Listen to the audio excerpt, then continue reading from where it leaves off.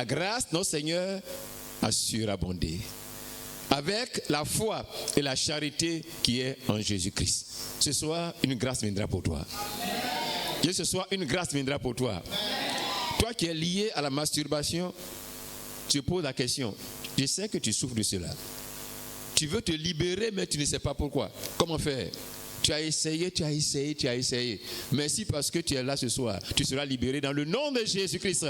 Parce qu'une grâce viendra pour toi. Et lorsqu'il a eu cette expérience de la miséricorde de Dieu, qu'il a affranchi, au verset 15, il dit, c'est une parole certaine et entièrement digne d'être reçue, que Jésus-Christ est venu dans le monde pour sauver les pécheurs dont je suis le premier.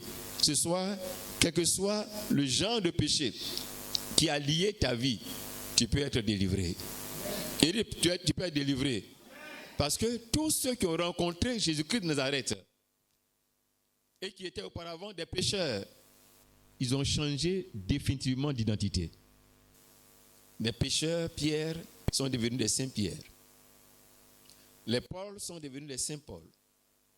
Les gens pécheurs, des bagarreurs sont devenus des saints Jean. Même celle-là qui était auparavant comme une femme possédée par le mauvais esprit, elle est devenue Sainte Madeleine. Une autre est devenue Sainte Marie.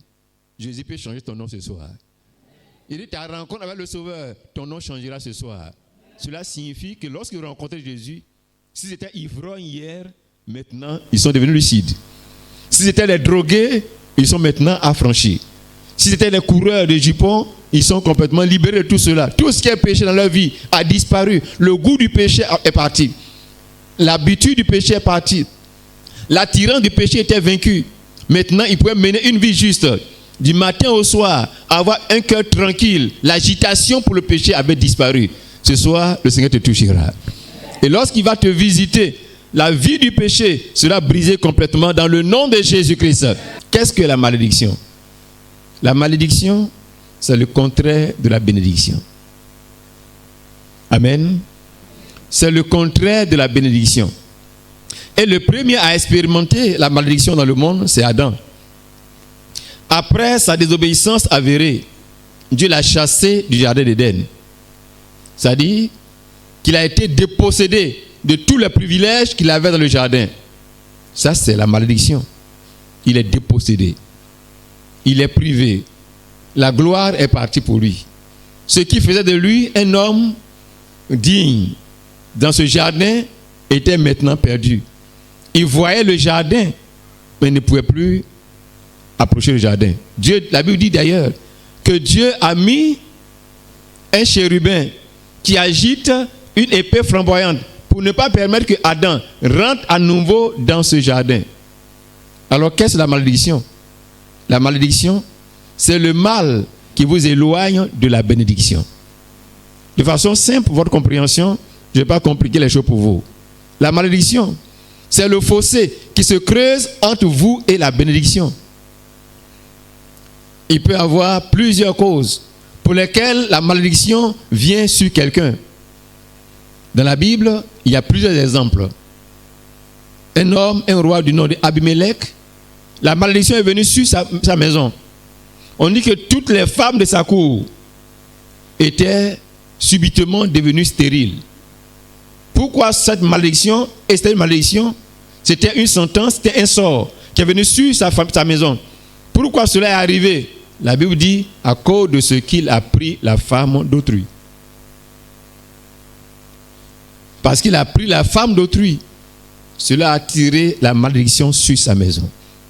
Un autre du nom de Mika, la malédiction est venue sur lui parce qu'il a volé l'argent de sa mère. Et la mère a fait des imprécations. Sa mère a maudit, mais il n'a pas dénoncé. Il n'a pas dit, finalement, la malédiction sévissait dans sa vie. Que dirons-nous de Jacob? Jacob a subi le joug à lui imposé par Laban.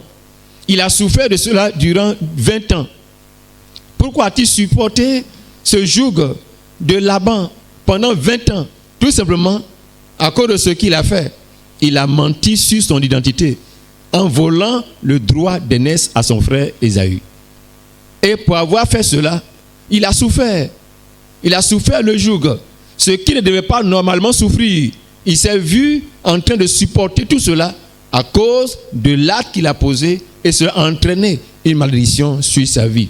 Et Ruben, dans la Bible, Ruben, le premier fils de Jacob, qui devait auparavant normalement avoir le droit du fils aîné, il a été détrôné. Il a perdu la prééminence. Pourquoi? Parce qu'il a couché avec l'une des femmes de son père. Je suis en train de vous dire que si quelqu'un commet adultère, si quelqu'un prend la femme d'autrui, si quelqu'un vole, si quelqu'un ment, si quelqu'un commet l'inceste, tous ces actes entraîneront une malédiction sur sa vie. Amnon, de son côté, un des fils de David, a couché avec sa sœur et il a été frappé à mort. Il est mort prématurément. Ça, c'est une malédiction à cause de l'acte qu'il a posé. Et au temps biblique, la Bible nous révèle que des femmes qui commettaient l'adultère et qui couvraient leurs actes et qui ne dénonçaient pas tombaient malades et leur ventre s'enflait. Je vais vous lire Nombre chapitre 5. Nombre chapitre 5, rapidement. Nombre 5, verset 21 et verset 22. Dit ceci. Nombre chapitre 5, verset 21 et 22. Il est écrit: et le sacrificateur fera jurer la femme avec un serment d'imprécation et lui dira que l'Éternel te livre à la malédiction et à l'exécration au milieu de ton peuple, en faisant dessécher ta cuisse et enfler ton ventre. Et que ces eaux qui apportent la malédiction entrent dans tes entrailles pour te faire enfler le ventre et dessécher ta cuisse. Et la femme dira Amen, Amen. Ainsi donc, qu'est-ce que nous voyons ici? La malédiction venait pour certaines femmes qui menaient une vie d'infidélité conjugale. Donc, il peut y avoir plusieurs raisons pour lesquelles la malédiction est venue sur ta vie. En un mot, la malédiction vient à cause du péché. Amen. La malédiction vient à cause du péché. Et certaines malédictions causent l'affliction, la maladie, les oppressions démoniaques, les tourments par les mauvais esprits, les échecs répétés dans nos vies. Mais une fois la malédiction arrive, ce qu'elle fait, c'est qu'elle creuse un grand fossé entre toi et la bénédiction. La malédiction t'éloigne et te sépare de la bénédiction. Alors, si le fossé est creusé entre quelqu'un et la bénédiction, de quelle manière la personne pourra traverser ce fossé pour aller à la bénédiction et être béni à nouveau? C'est en ce moment-là que Jésus doit intervenir. Christ vient avec sa croix et il va poser cette croix comme un pont entre toi et la bénédiction. Ainsi donc, une fois la croix de Christ est posée, tu pourras marcher sur cette croix pour aller vers la bénédiction et la bénédiction pourra couler librement pour venir aussi dans ta vie. Ce soir, tu seras béni. Ce soir, tu seras béni. Lorsque tu vas marcher sur cette croix et tu vas venir passer par cette croix, quelque chose va changer pour toi dans le nom de Jésus-Christ. Les chaînes seront détachées. Les liens seront rompus. Et tu sortiras libre dans le nom de Jésus-Christ. C'est le diagnostic qui est en train d'être fait pour toi. Pour que tu saches réellement pourquoi cela est arrivé. Et qu'en venant au Seigneur, il puisse opérer réellement en toi.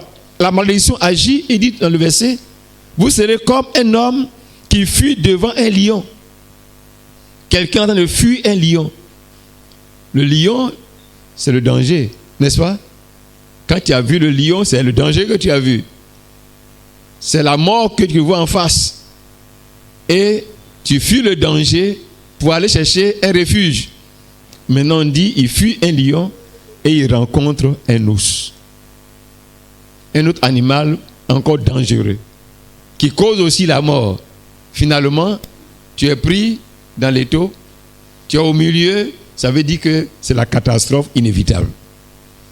Celui qui est maudit, c'est comme quelqu'un qui court donc pour rechercher une sécurité, qui gagne sa demeure. Il a couru pour échapper au malheur, pour échapper au danger. Il fuit, il court. Finalement, il arrive chez lui à la maison. Il est devant sa porte ou bien derrière sa clôture. On dit, il appuie sa main sur sa muraille. Il appuie la main sur la clôture pour pouvoir sauter dans la maison et être en sécurité. Mais il appuie sa maison sur la muraille et que mord un serpent. Il courait pour échapper. Il a vu la clôture de sa maison. Il se disait, dans quelques minutes, dans quelques secondes, je serai en sécurité. Dès qu'il pose la main sur la muraille, la clôture, malheureusement, un serpent l'attendait là-bas. Le serpent le pique. Une fois la malédiction se déclenche, il n'y a rien que l'homme puisse faire pour échapper. Vous avez compris cela? Une fois la malédiction est en cours, il n'y a rien que tu puisses faire pour échapper. Si Jésus n'intervient pas, la malédiction va détruire. Et c'est comme ça que plusieurs personnes, plusieurs familles, plusieurs générations ont été anéanties par des malédictions qui sont arrivées dans leur vie. Alors le seul qui peut vous délivrer, c'est Jésus-Christ. Amen. Certains veulent aller chez les féticheurs pour se faire délivrer. Les féticheurs ne peuvent pas vous délivrer de la malédiction. Eux-mêmes, ils ont leur bagage de malédiction et ils cherchent d'autres personnes pour les aider à le porter. Si vous allez auprès d'eux, ils vont partager leur malédiction avec vous. Jésus seul va vous délivrer. Jésus-Christ seul va vous libérer. Jésus est venu pour rendre l'homme libre. Le libérer du péché, le libérer de la malédiction et supprimer la maladie aussi dans sa vie. Et Dieu bénit Dieu pour Jésus. Et vous qui êtes là ce soir, qui entendez parler de Jésus, vous êtes les bienheureux. Ayant entendu parler de Jésus, elle vint dans la foule par derrière et toucha ses vêtements. Car elle disait, si je peux seulement toucher ses vêtements, je serai guéri. Au même instant, quand elle a touché Jésus, la perte de sang s'arrêta. Et elle sentit dans son corps qu'elle était guérie de son mal. Tu seras guéri à l'instant. Tu seras délivré à l'instant. Quel que soit le nombre d'années, cette femme a été guérie instantanément lorsqu'elle a rencontré Jésus au verset 34. Mais Jésus lui dit, ma fille, ta foi t'a sauvée, va en paix et sois guérie de ton mal. Quelqu'un ira en paix ce soir. Amen. Tu iras dormir en paix cette nuit. Parce que le Seigneur va briser ce joug dans le nom de Jésus-Christ. Ainsi donc, il est dit, ta foi t'a sauvé, va en paix et sois guéri de ton mal.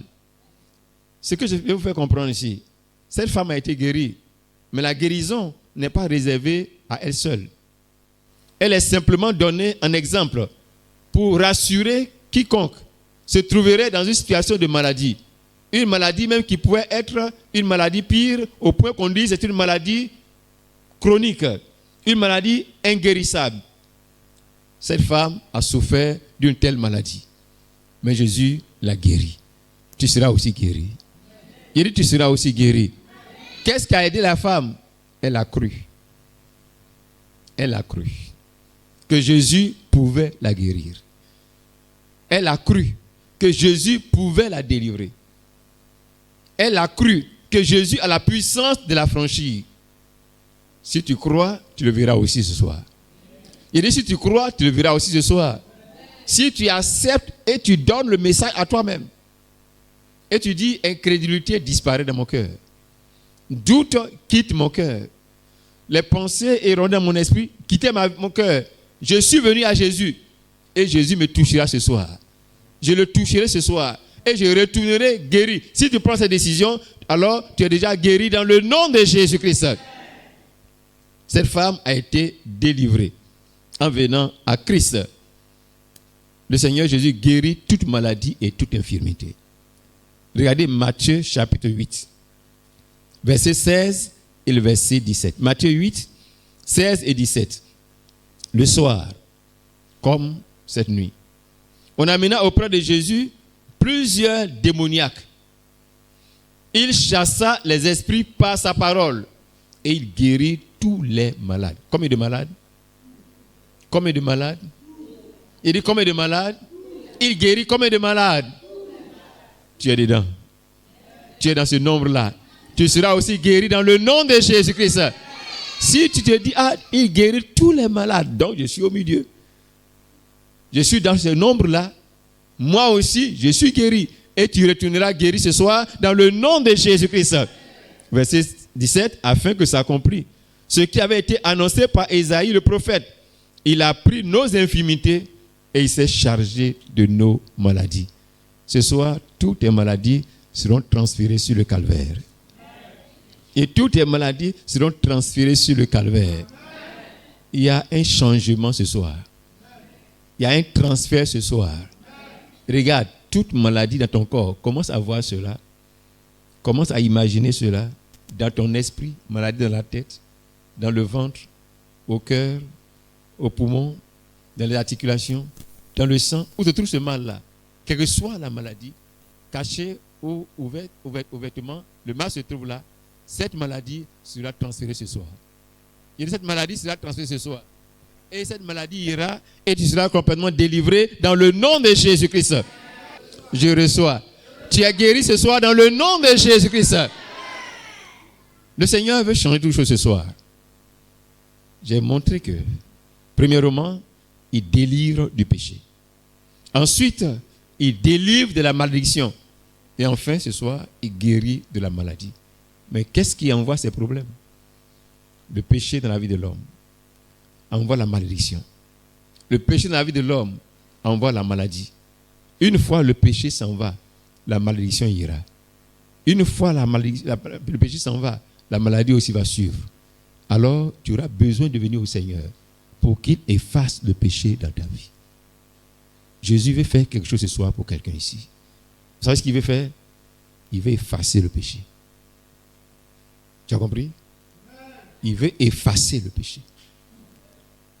Dans ton esprit, il veut effacer le péché. Dans ton cœur, il veut effacer le péché. Le péché qui agit dans tes membres. Et tu n'as pas le contrôle sur tes décisions. Tu n'as pas le contrôle sur tes pensées. Tu n'as pas le contrôle sur tes membres. Le Seigneur veut t'affranchir du péché. Qu'est-ce que tu dois faire? Il nous invite seulement à venir à lui pour la vraie repentance. Toi, tu dis seulement au Seigneur, voici le problème. Le péché, tu les mentionnes, tu les confesses et tu décides de te donner au Seigneur Jésus. Actes des Apôtres, chapitre 3, verset 19 et le verset 20, avant qu'on ne prie. Actes, chapitre 3, verset 19 et le verset 20. Il est écrit au verset 19. Repentez-vous donc et convertissez-vous pour que vos péchés soient effacés. Si le péché envoie la malédiction, si le péché envoie le jugement de Dieu sur l'homme, et si le péché entraîne la maladie, qu'est-ce qu'il faut donc faire? Repentez-vous donc et convertissez-vous pour que vos péchés soient effacés. Tu vas chercher le Seigneur et c'est très simple. Ne pense pas que tu as beaucoup de choses à faire. Tu n'as rien à payer ce soir. Il dit, tu n'as rien à payer ce soir. Jésus a déjà payé le prix pour toi. C'est seulement ta volonté qui l'attend. Pour que tu dises, Seigneur, je viens. J'accepte Jésus-Christ comme mon Seigneur et Sauveur personnel. Et que je décide également de me détourner de mes péchés. Les actes que tu commets, les choses que tu reconnais comme péché de ta vie. Et tu commences à confesser ces péchés. Tu dis, Seigneur, je me convertis à toi. Je me donne à toi. Je m'abandonne à toi. Jésus, tu deviens mon maître. Tu es mon Seigneur. Tu es mon Sauveur. Et une fois, tu prends la décision de lui appartenir ainsi complètement, il vient parce que son sang a coulé au calvaire. Ce sang-là passe sur toi et le péché est essuyé complètement en toi. Le péché est effacé complètement en toi. Et le livre du jugement, Dieu regarde là-bas, ton nom n'est plus là-bas. Ton nom n'est plus dans le livre du jugement. Sur la liste de ceux qui restent maudits, ton nom n'est plus là-bas, c'est effacé dans le nom de Jésus-Christ. Il dit, afin que des temps de rafraîchissement viennent de la part du Seigneur. Quand il a effacé, il envoie le rafraîchissement.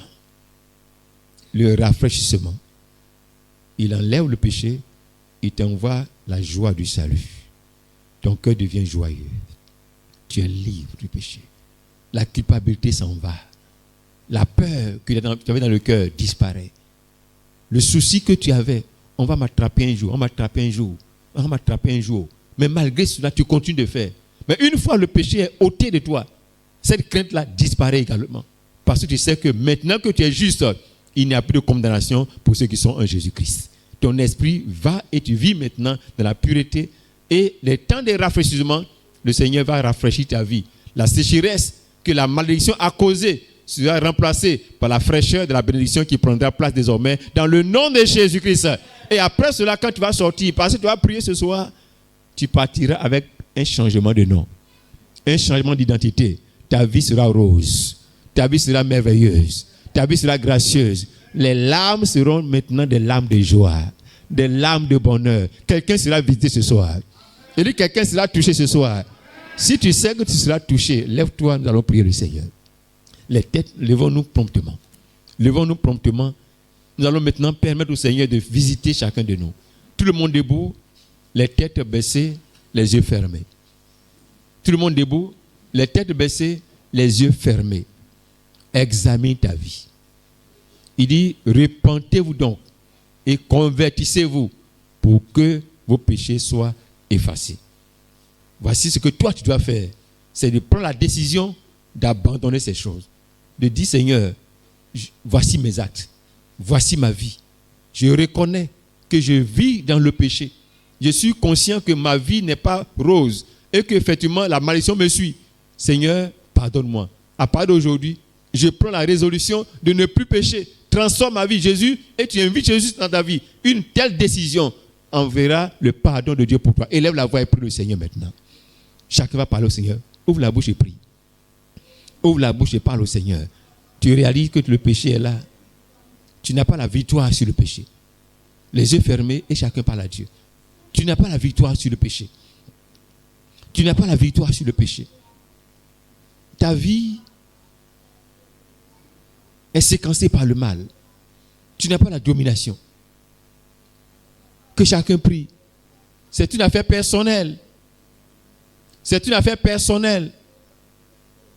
Le péché dans ta vie. Tu fermes les yeux, tu pries. Tu confesses le péché au Seigneur.